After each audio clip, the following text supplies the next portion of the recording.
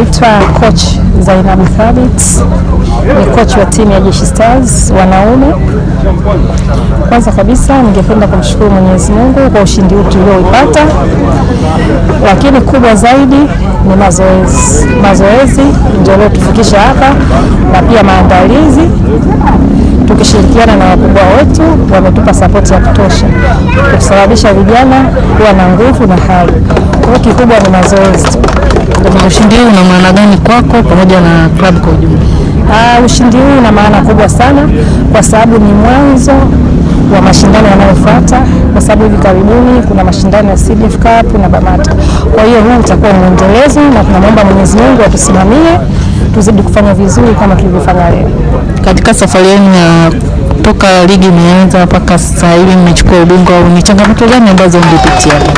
Changamoto ni ndogo ndogo tu za kawaida, kama vile siku hiyo kuna mvua, hali ya hewa inabidi kidogo muda unasogezwa mbele tofauti, lakini mambo mengine naona yanaenda vizuri tu. Ujumbe wako kwa mashabiki wenu?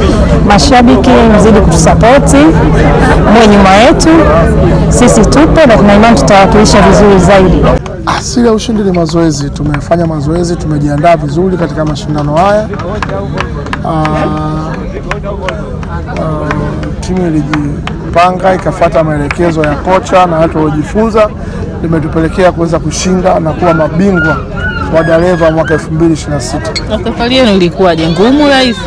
Safari ni ngumu, kama umeona kwenye playoff mechi ya kwanza tulipoteza dhidi ya JKT, tukaja mechi ya pili tukashinda, na ya tatu tukashinda, na hata finali leo umeona ilikuwa rahisi. Tumeshinda seti ya kwanza wakarudisha, lakini hata seti ya pili na ya tatu tumefukuza sana, tumekata, lakini baada ya kufuata maelekezo vizuri katupelekea kuweza kushinda mechi ya leo.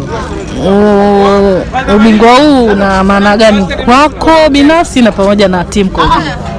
Ubingwa huu kwangu una maana kubwa sana. Kwanza nimekabidhiwa timu mwaka huu, lakini pia nakumbuka mwaka jana mashindano kama haya tulipoteza, tulitoka karibu kwenye robo finali, lakini safari hii tumeweza kuingia finali na kushinda.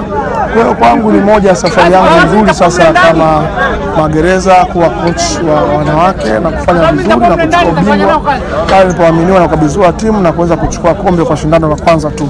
Kwa hiyo kwangu ni moja ya safari yangu nzuri ya mafanikio. Mnajiandaje kuelekea mashindano mbalimbali ya kiwemo ya kitaifa? Tunajiandaa vizuri. Hapa tarehe 31 mwezi wa 7 ni ufunguzi wa mashindano ya ligi ya taifa TVNL. Kwa hiyo sasa tunaenda tena kuingia kambini kufanya mazoezi zaidi kwa ajili ya kujiandaa na ligi ya taifa ambayo sisi ndio mabingwa watetezi. Kwa hiyo mwenzangu anacheka kijiti, lazima kapambane na hapo niweze kuchukua tena ubingwa huo wa taifa.